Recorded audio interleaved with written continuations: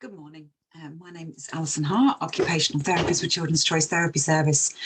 Due to technical problems, we are this morning trying to record this. Just seeing that the name's still wrong as well, as business manager Baron Brooks. But yeah, my name's Alison Hart. So we're going to talk a little bit about PDA and SPD for the next 40 minutes. I'm sorry that we're not face-to-face and that we can't engage in conversation and communication and questions, but hopefully it'll give you some reasons for thought, and hopefully you'll have the handout slides as well. So we're thinking this morning about PDA and SPD. Let's get as many acronyms as we can on a Monday morning, really. But what I want you to think a little bit about is what that's going to look like in terms of engaging our children in the activities that we want them to be able to do when things are really hard to do. Occupational therapy, occupations are the things that we want to do that are meaningful and purposeful to us. So let me start by showing you a picture of this. I don't know whether you have any idea what that is, but this is a picture of the Oblivion ride at Alton Towers. It's probably the thought of my nightmares, really. Being at the top there, suspended, about to be dropped down into that hole. That whole rush and feeling makes me feel, just to watch it, very much out of control, very much unable to organise my whole body and senses, and very overwhelmed and want to avoid. So unless, you know, you probably kidnapped my children and got them to gunpoint, I'm not going on the Oblivion. Actually, sometimes even that wouldn't do it. So what we're going to have a look at is what are sensory processing disorders and how do they fit in with PDA. And we're going to look at how sensory processing impacts PDA. And therefore, how do we use sensory processing strategies to help our children engage in everyday functions, which is what we want, isn't it? We want them to be able to do the things they want to do the things we need them to be able to do, and engage so we know that they get the best out of life. So what do we know about sensory processing disorders? To me, it's really important that we understand sensory processing because it's the way that we understand and organise our internal body, how we feel regulated. If you came running into me at 2 o'clock in the morning, woke me up and asked me about a child or a need or an EHCP or whatever else, I'd need a few minutes. I'd need to be able to get a cup of coffee. I'd need to wake up, wonder what the heck you're doing in my bedroom, and come round, regulate myself before I'm able to do that. And it's exactly the same for sensory processing. How do we get ourselves in the right place of understanding to be able to engage in everyday tasks? So sensory integration or sensory processing disorders or dysfunctions is the way the nervous system, the electrical wiring, understands information from your body and also understands information from the environment, and then what it does with that. So if I'm sat here in the office and it feels really cold, I might put a jumper on or turn the heater up or something else like that. My behavioural response would be appropriate to what I'm feeling. I wouldn't sit here and start screaming because I'm too cold and not know that I'm too cold or just complain and scream. My behavioural response is appropriate because I can make sense of that sensory information, know I'm just a bit too cold, and do something about it. If there's a seam in my sock that's feeling a little bit uncomfortable, I will even just keep talking to you, subtly take my shoe off and readjust my sock. I don't need to not be able to manage that. I can filter that information, I can organise it and compensate. So I've opted to stop at home this morning to do this and then go into the office because I thought it'd be quieter, but I do have 2 dogs at home. If the postman comes, you will hear background noises of barking, but I know I've got 2 dogs in the house. I know that might happen. So I'm okay for that. I can manage that and I can process that and not overreact to that noise or not be able to respond. So it's the way the nervous system, the brain and the electrical wiring takes all this sensory information in, understands what that looks like, and the emotional and behavioural response that it needs to do. So after this, I'm going to get in my car and drive to the clinics and I'm going to do some assessments. And I know what that looks like. I know what that's going to feel like. I know how my body's going to manage that. So I'm not worried about that. I'm not overwhelmed by it. I know what it's like to be in my car and drive that journey. I do it lots. I know what's going to happen vaguely at the clinic.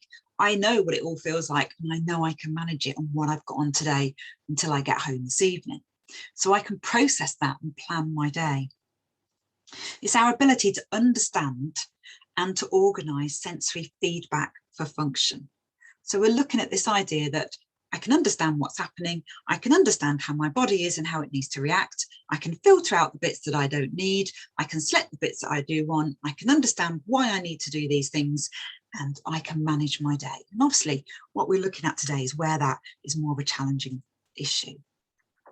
So if we think about sensory processing, that ability to understand and organise all that information, we're looking at children and young people who are seeking more of it to try and understand it. I need more, I need to fidget, I need to run, I need some impact, I need just visual and shutting everything else. I want to hide under my duvet, I want to avoid other stimuli, and I want to control it. Because if you suddenly take me to the Oblivion ride, I'm going to feel very overwhelmed. If you suddenly take me to the shops, there's all those changes in temperatures, there's all those different noises and people near to you, and we stop and we start, and that's really hard for me to organise. If you want me to come off my iPad and want me to tidy my bedroom, well, I'm nice and organised and regulated, I feel quite good, but you want me to do lots of bending and stretching and doing this and tidying, and I don't really want to. I quite like my bedroom like this.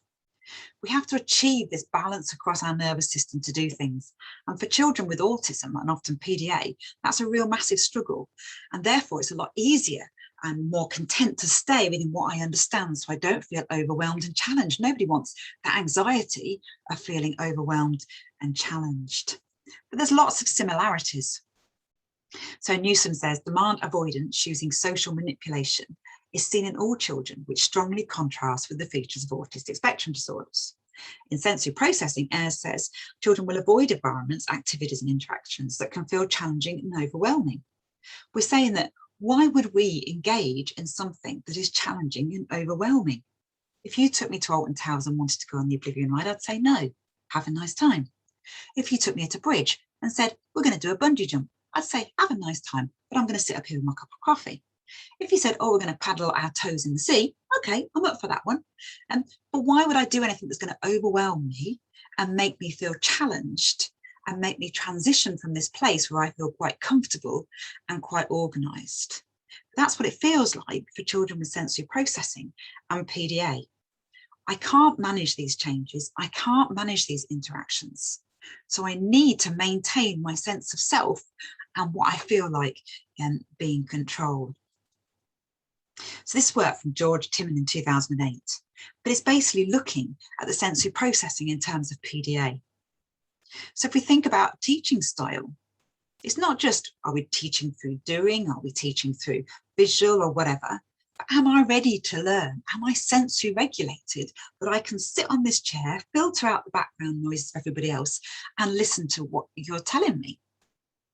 In my environment, I have to sit on a plastic chair maybe in school. There's people close to me who might touch me and might be hard for me to process. There's things going on outside the window. I've got to be here till 3 o'clock or whatever time. Can I tolerate this environment? Can I filter out all this sensory stuff that's going on around me?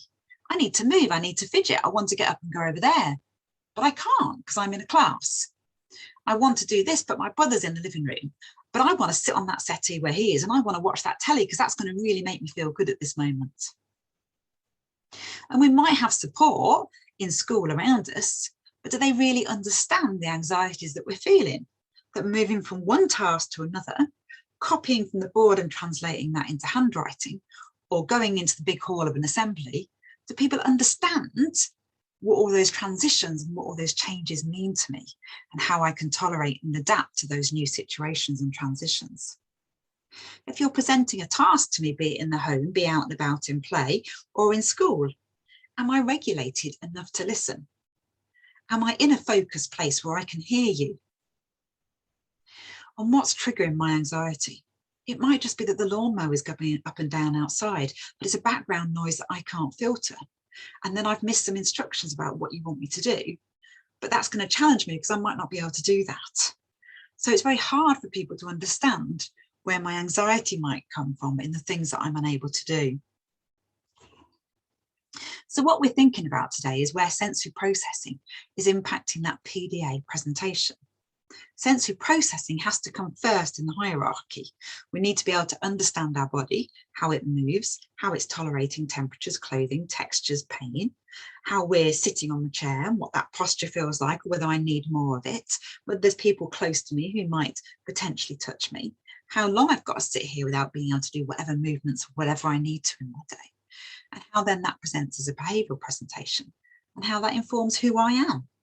And that's really important. What is me? What is purposeful and meaning to me? So what happens is, first of all, our neurons are born. They're our electrical wiring all the way through the nervous system. And as we develop in those very early years in the womb, even, they'll migrate to their final positions, and we lay down our own personal nervous system. And nobody's map, network, whatever you want to call it, is exactly the same.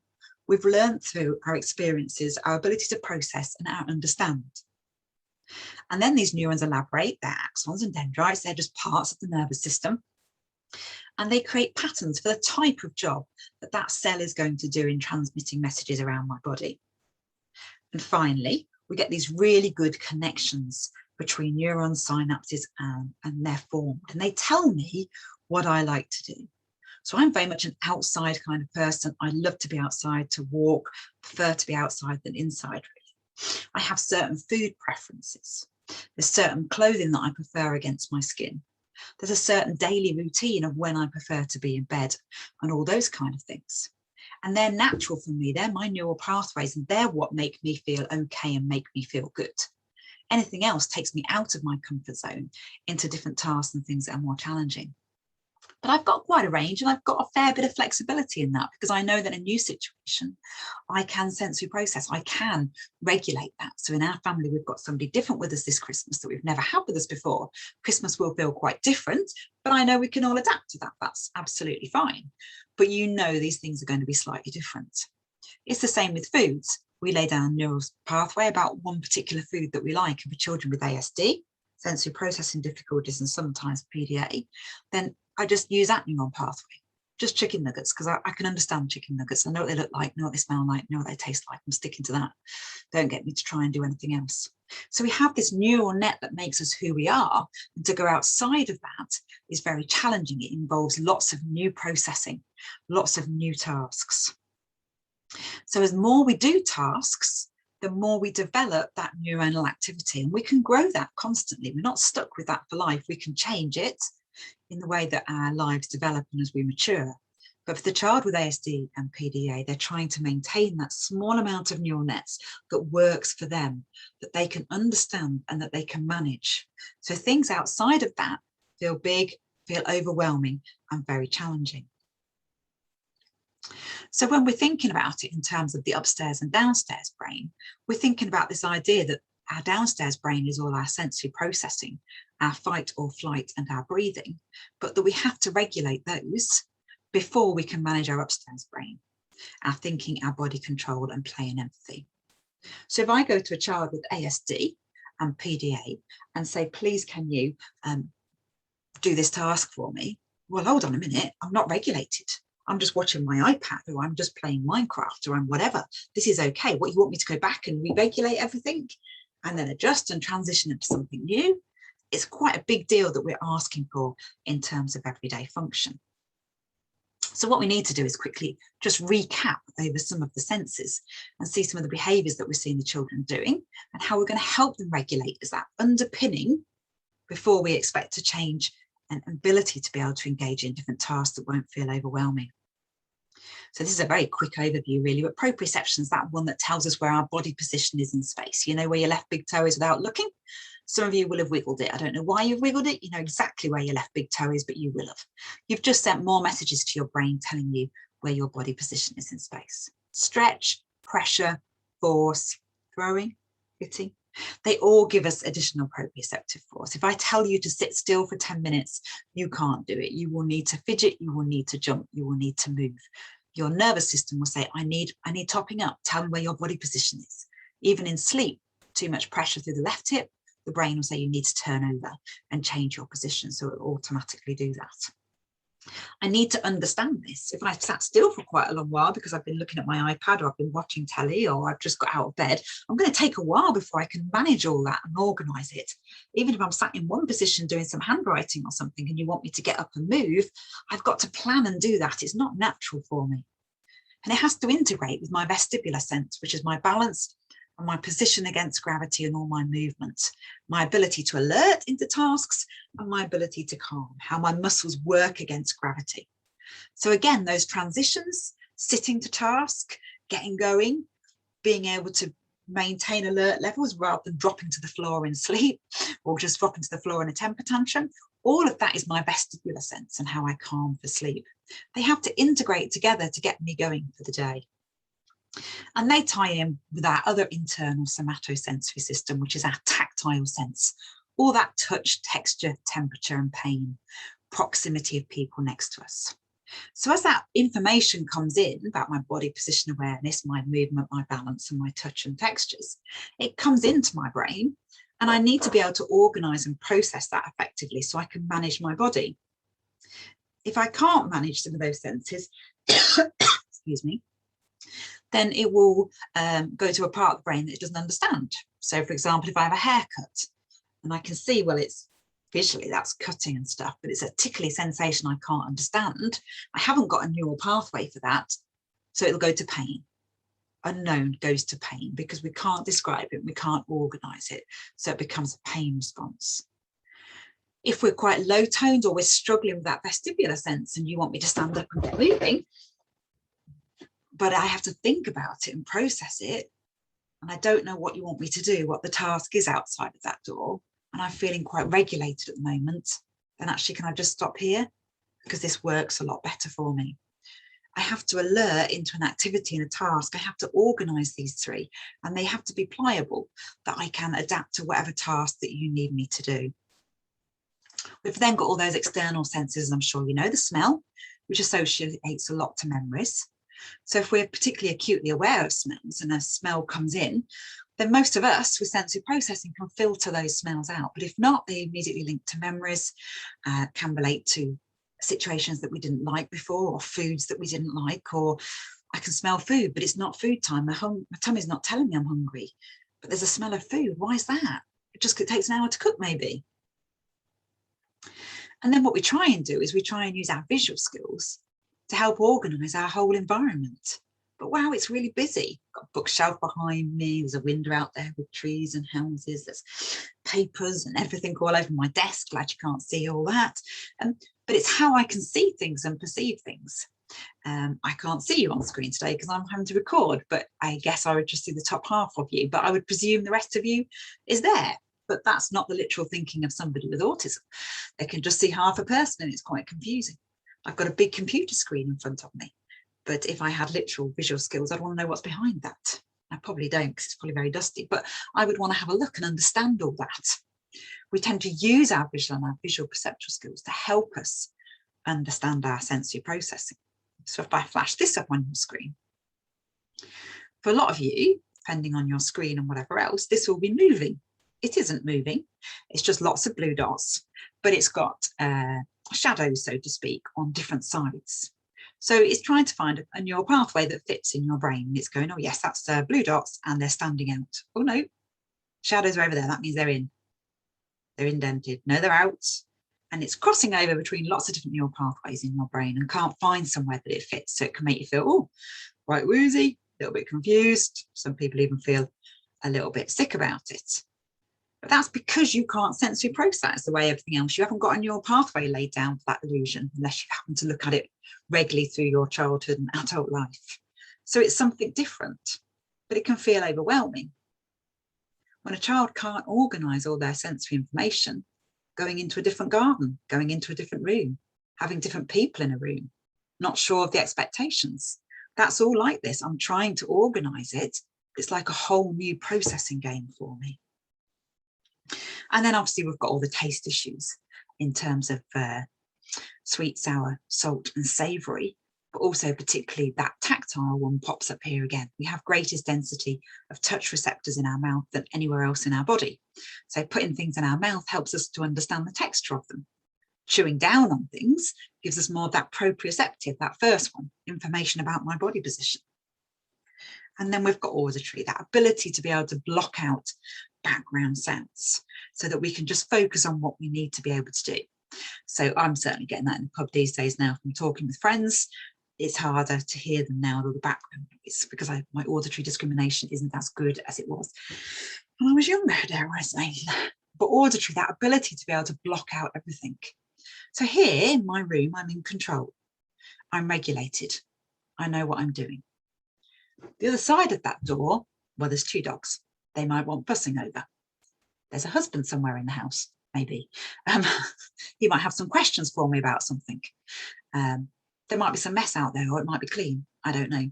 There might be some food cooking. There might be different smells. I don't know. I don't know what's there, but I know I have that flexibility of sensory processing and lots of neural networks to be able to just adapt to those and manage to those needs, whatever it is.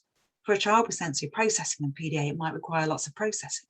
It might feel challenging, and it might feel overwhelming if they can't organise it and make sense of it quickly enough. And finally, we have what we call the eighth sense, which is interoception. And that's like internal proprioception, body position awareness, but internally. Am I hungry? Am I full?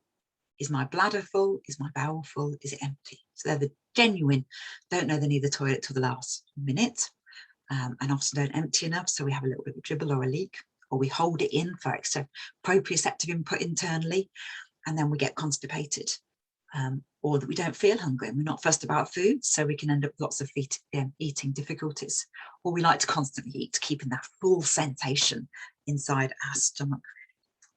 But all we're trying to think of is remember that when we're thinking about sensory processing, what we're trying to do is organise all that information of every transition. So I'm sat here on a chair, and I've got fairly equal weight through my buttocks. I've got my arms, elbows on arms of a chair, so I'm quite well supported. And I'm looking at a screen, and I'm feeling a bit thirsty. Texture, tasty. I'm going to have a quick sip of my coffee. Oh, that's gone cold. That's horrible.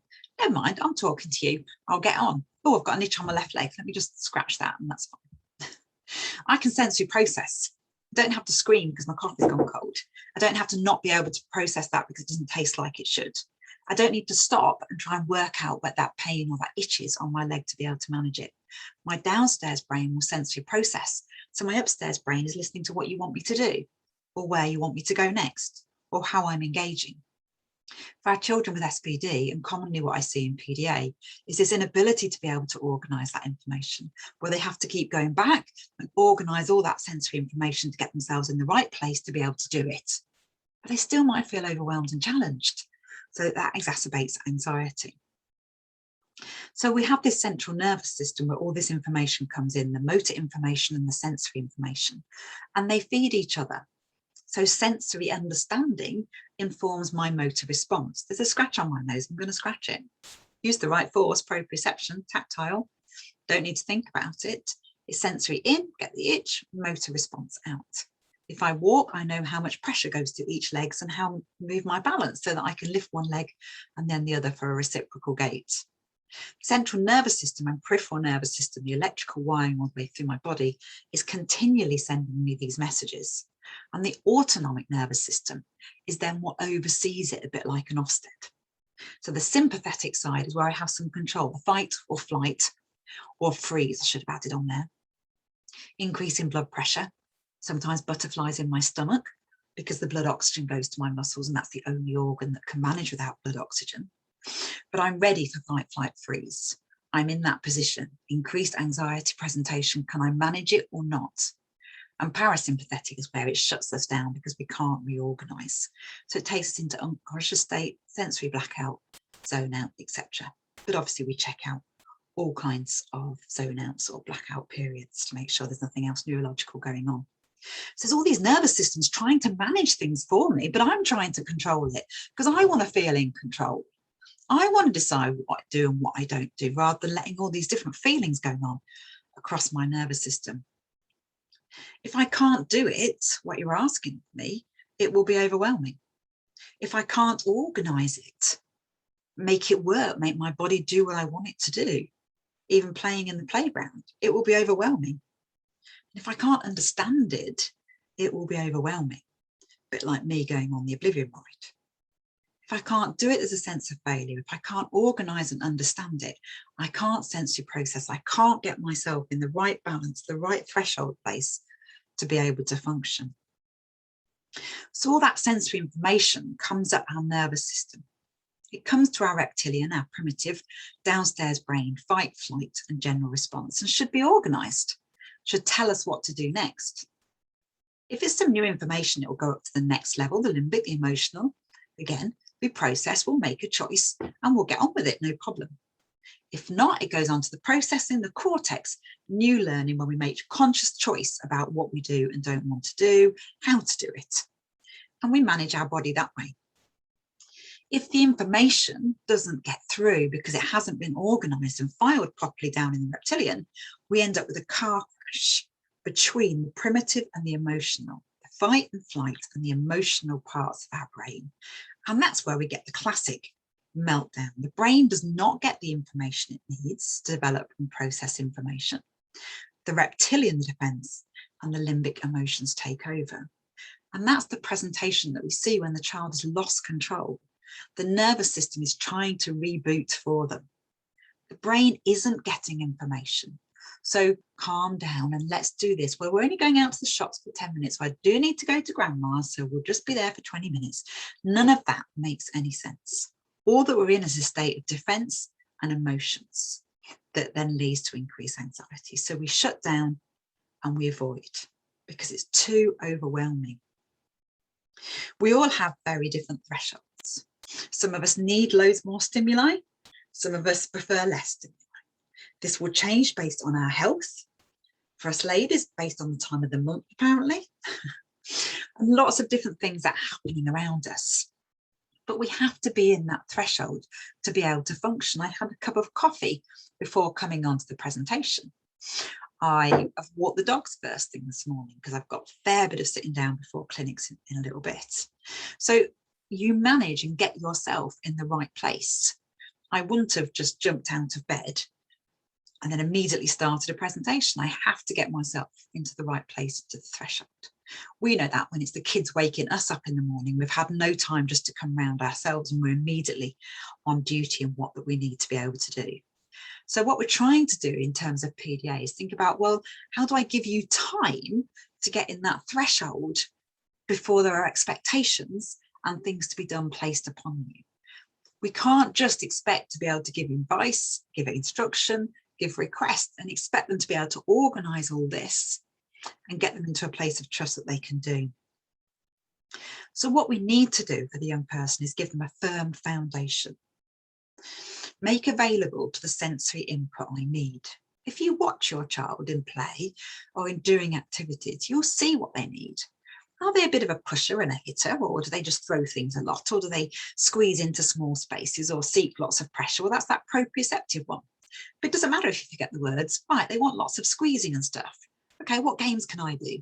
They can lie on their tummy and I can squash them with a gym ball. I can give them a gym ball to bounce on while they're on their iPad, maybe to keep them moving for more sensory input. We could have a throwing game together that we really like doing, maybe get some socks balled up so we can really get some strength behind it, and a bin at the other side of the room and see if we can get the socks in there. What game can we do that gives that kind of sense and force before I'm expecting anything else of you? If they're a child who rocks a lot on their chairs or spins or all those kind of things, and that's their way of keep topping up, well, that's that vestibular. But again, it doesn't matter if I don't remember the name. Right, they like lots of spinning and all that kind of movement. So let me send them upstairs a few times and we can play some games and things and race up and down. Maybe I can engage them in some kind of challenge because I've hidden a chocolate bar in their room or something. You know, something's going to be purposeful and meaningful for them. Maybe we could try and play some spinning games, or maybe we can roll each other up in a blanket. Again, they might avoid to start with. When they've done it a few times, they'll love it. And I can pull it and unroll them really quickly. Or maybe I could give them an office chair to sit on and spin around on when they're doing their activities. It's very hard to give a sensory diet, a program to a child with PDA, because they won't follow the directions or expectations. But by creating activities that come alongside what they're already trying to seek and do, then you can often create a lot of sensory input in that way. Engage me in it, not expect me of it. So if I'm going to do a task for the child with PDA, then I'll say, well, let's see if we can do this. It's not, you need to do this, because that's expecting that something can be done. But if we're seeing if we can do it, well, I might not be able to do it. So it's okay if you can't do it, but we're going to try and engage. We use lots of grading. So if a child can finish a task for you, that's really helpful. It might be that you're putting washing in the washing machine and they're hanging around in the kitchen. It might be, oh, my back's just really hurt, or I've just remembered I need to do this task. Can you please put these in there? I wonder if you could put these last clothes in the washing machine. It's the questions. If they don't do it, it doesn't matter. But you've just thrown that in there. I wonder if you can just put those in there for me while I just have a quick drink of water. I'm a bit thirsty. So it's grading. It's little expectations rather than the whole things. And let me process it. Give me time. We usually say 7 seconds. for processing time. So if I have asked you something, or I've set you a challenge, or I've invited you into a task, then give them the time without the eye contact to expect it. But we're trying to regulate first, recognizing they need to be in that threshold before that we can give them a function, give them a purpose, self-esteem and skill development. So a function needs to be purposeful. For a lot of our children at school, school's great, I'm not anti-school, but if I really struggle with the environment, do I really want to be sat here for an hour and 10 minutes 3 times a week learning about kings who have died? Do you really want me to keep writing my name out, but you've written it there? Why am I copying this? It's already written out.